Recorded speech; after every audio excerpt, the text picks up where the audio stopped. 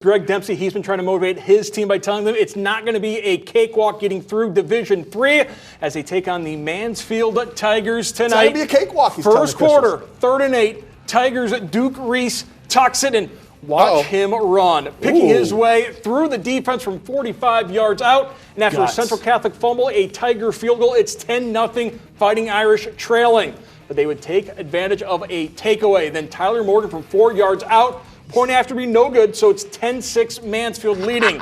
Second quarter, the defending champions with the momentum. Terry Collins, a screen pass to Jalen Watson. The future Iowa Hawkeye turns on the Jets. Iowa could use him right now. 62-yard strike, Central in front, 13-10. And then later in the second quarter, back in the red zone, they give it to Marquand Braswell. Walks into the end zone, makes it a 10-point lead, and then 2 seconds to go in the half. Central threatening. They hand it off to Braswell, gives it to Watson, looks to pass to Collins, not there. Wisely runs it in himself. Central, after spotting Mansfield the first 10 points, scores 41 unanswered as the Fighting Irish defense only allowing 46 yards after the first quarter. Our post-game interview is brought to you by Miley Law. Defense wins championships. Just coming out, we played our game, physical, got very physical. If we play our best game, it's going to be just like that, how it is.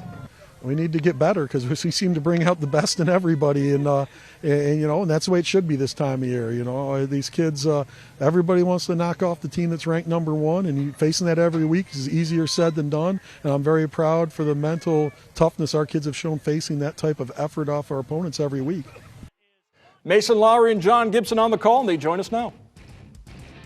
Well, Central Catholic head coach Greg Dempsey said he wanted to see more energy and intensity out of his team tonight. I think he got it. Well, I think he did. I think that this team learned a lesson from last week in understanding that these games can get really, really closely if you're not paying attention, you're not locked in. And I think after they went down 10-0, that button flipped and they realized all of a sudden, hey, we better turn it up a notch or we're going to be going home. And, 41 unanswered points later, you saw what happened. Yeah, really balanced performance offensively from the Irish, but how about a big shout-out for the defense? They were sensational, made a very, very good Tigers quarterback in Duke Reese look very uncomfortable all game long. Well, yeah, they were chasing him around the pocket all afternoon. He threw a lot of, off-balance throws, was throwing the ball down the field, didn't have his feet up under him. Definitely not the way that he wanted to play the game, or probably not the way he saw it. But that is a hats off to this Central Catholic defense. It was marvelous to watch the way this team kind of recalibrated itself after last week's difficulty they faced against the 9-seed Defiance. Really, a close game in their second game of the postseason was maybe the best thing that could have happened to them. Well, yeah, I think, like I said, I always love to see teams that face adversity and understand how to overcome adversity. We saw it all game last week against Defiance. We saw it again in the first quarter this week, and both times the Central Catholic team has been able to answer the call and find a way to win. They call the playoffs survive and advance, and they've done that twice now in back-to-back weeks, and they've got a bigger game coming next week. Yeah, the Irish advance to a regional championship matchup against Tiffin Columbian 1 week from tonight. We'll see you then. Guys? Can we get some isotoners as well? Central getting the winner of Medina Buckeye Tiffin Columbian. Tornadoes up 14-0 in the second. Maximus Fortney, a force.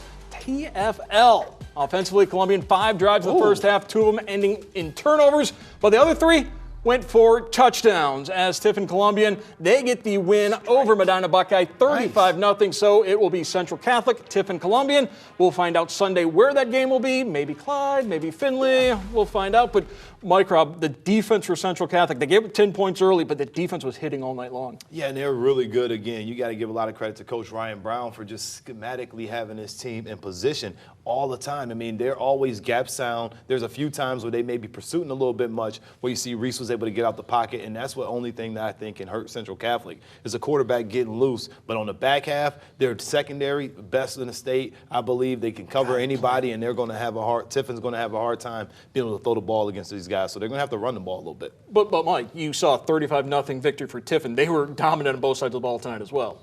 Yeah, Tiffin Columbian, great program, proud program. We're into it now. There's no doubt about it. Great teams are all that's left in the Ohio high school playoffs. Central Catholic knows this, and they've prepared for it. They trust the process. Tiffin Columbian, it's going to be a great football game.